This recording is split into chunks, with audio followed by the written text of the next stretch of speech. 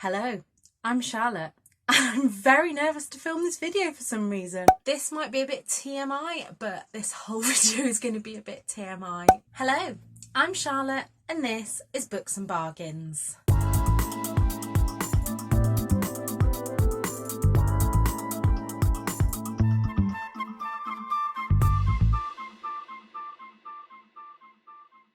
So from the title of today's video, you can see that I'm coming to you with a video called My Chronic Life. This is going to be a series and I'm really nervous to film this one. I find sitting and talking about books so easy, and I've always found talking about my chronic health issues on my Instagram really easy, but there's something about sitting down and bearing my soul to a YouTube video. The thing with my Instagram posts is that they're there and then they're gone. So this feels really strange, but I'm going to go with it. As you're watching this, it has been 6 months since I had my hysterectomy, and near the end of the video I will show you my scar. I know that not everybody wants to see that, so I will put a little bit of a content warning just before. But I wanted to show the people that are interested how it looks 6 months on compared to when I first had my surgery. I feel a lot of pressure doing this video, not because it's something that I have to talk about, it's completely my own choice, but I've had a lot of messages from people asking me things, which is fine. I love to be able to help people out.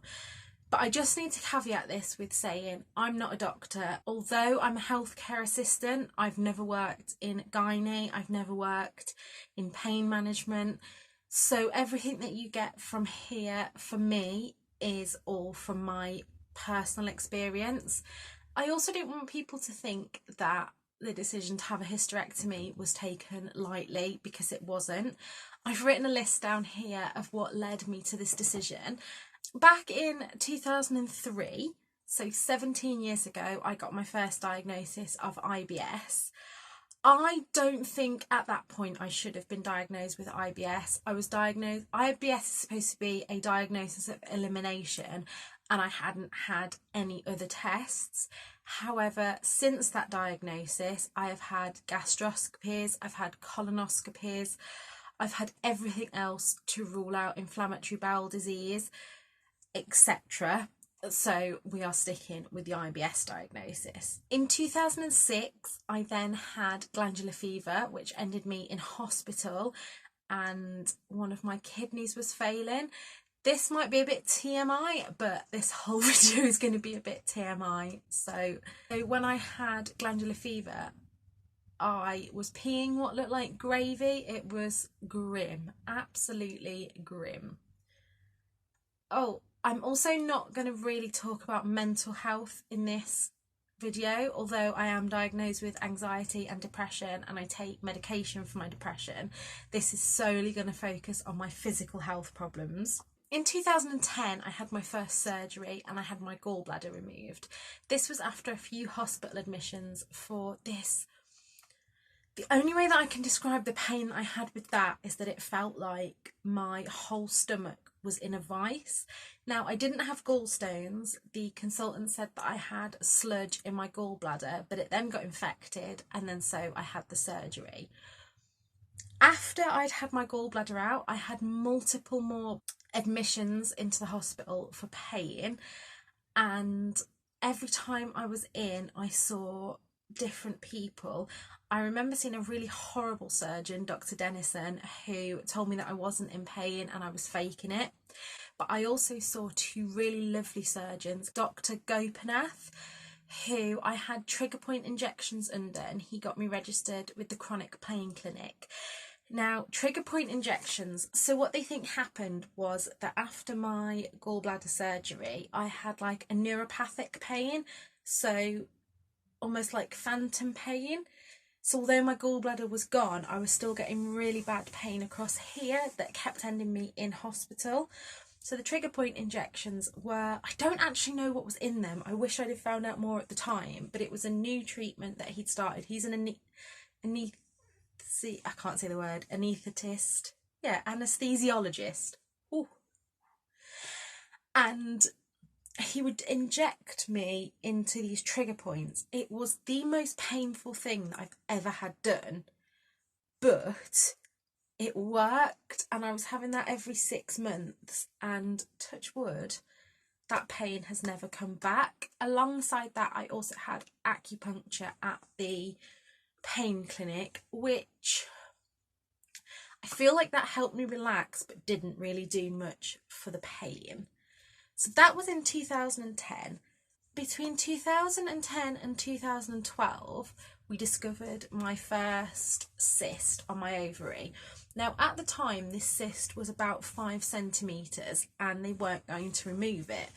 But again, after going multiple times, admissions for pain, they decided to remove it. And behind the small cyst that they'd seen on my ultrasound, there was a larger cyst that they said to me was shaped kind of like a cauliflower. It's a good job I don't like cauliflower anyway. And the larger cyst was pushing on the smaller one, which was why I was in so much pain. So they were removed. Then in the 5 years between 2012 and 2017, I had multiple admissions to hospital in pain, and it was during this time that I met Dr. Dennison, who told me that I wasn't in pain. So I don't really want to go into that because it's something that I really need to deal with. I have had counselling, but have never brought this up specifically, so that's something that I need to do. By the time I went back to see someone in 2016, I had grown rather a large cyst, so that was removed. That was day surgery, and I went home quite well after it. However, a year later, the cyst had returned. So in 2017, I had another cyst surgery. In 2018, I had another cyst surgery, and in 2018, we removed my left ovary because that's where, although I was getting bilateral cysts, so cysts were in both sides, my left one was always causing me so much pain. And again, I wish I had a list of all the hospital admissions I had in this time, because I fear that this video makes it sound like I just went in now and again, but I don't think I went 3 or 4 months without a hospital admission, and it was a really, really horrible time. I especially want to shout out to Bev, who is one of the specialist nurses. Without that woman and without my GP, who is also fantastic, I don't think that I would still be here today. Just having people believe that you're in pain is the most amazing thing ever. Anyway, so in 2018, in September 2018, because it was actually the day that I was supposed to be sitting my first nursing exam, I had a unilateral salpingo-oophorectomy, which means that they removed my left ovary and fallopian tube, and that was a laparotomy, which is an open surgery. So this time I got a scar straight across, like a cesarean scar. I won't be able to show you that one because it's kind of underneath my belly, tucked away there. And yeah, so all the other surgeries before that had been laparoscopy, which I have little tiny scars here for those, and then little tiny scars around my belly button. So that was in the November that I had that removed. And by the January of 2019, I was still feeling a lot of pain, a lot of pressure. My IBS was going haywire. I was really struggling with my bowels. So I went back to my doctor, who sent me in for a scan, and between having my ovary removed in the September to about the February time when I got the scan, so what, about 6 months at the most, my cyst had grown to 13 centimetres. Now, because I am weird, put into Google the exact size of my cyst, and let me show you what it came up with. So, for reference, this plant pot is the exact size that my cyst was. Now, if you can imagine carrying that around in your belly all the time, pressing on nerves, pressing on adhesions, etc., was quite painful. In May 2019, I went and had another surgery. This again had to be an open surgery due to the amount of scar tissue that I'd had. And obviously, I did have quite a few problems with wound healing this time, because the scar itself hadn't really had time to heal before they went into it again. So I have a little, there's a little bit now. This is a bit of a spoiler for the next surgery, but my first scar is like that. My second scar is like that. So there is a little bit right in the middle that I've struggled with healing, and it has opened up a few times. Anyway, so after that was removed in the May, come about September 2019, I was still having loads of problems. The way that I explained things to my doctor, it was as if my bowel was a hose, and when I went to the toilet, it never felt fully empty because I had to kind of sit, do a little bit, stand up, walk around, do a little bit more. It was as if there were kinks in it. So she sent me for an ultrasound scan. This was so funny. So if you've ever had an ultrasound scan, I had to drink like 2 litres of water. You're supposed to have a full bladder before it. However, I've always had to have internal ultrasound scans. So it's a wand about this big that goes into your vagina and can see the cysts. And again, the lady was like, yeah, there's definitely cysts there. Went to my GP, who referred me back to gynae. I had a few issues with, after every surgery I never got follow-ups, so they would say that I would have a follow-up but then discharge me, but that's a whole other story.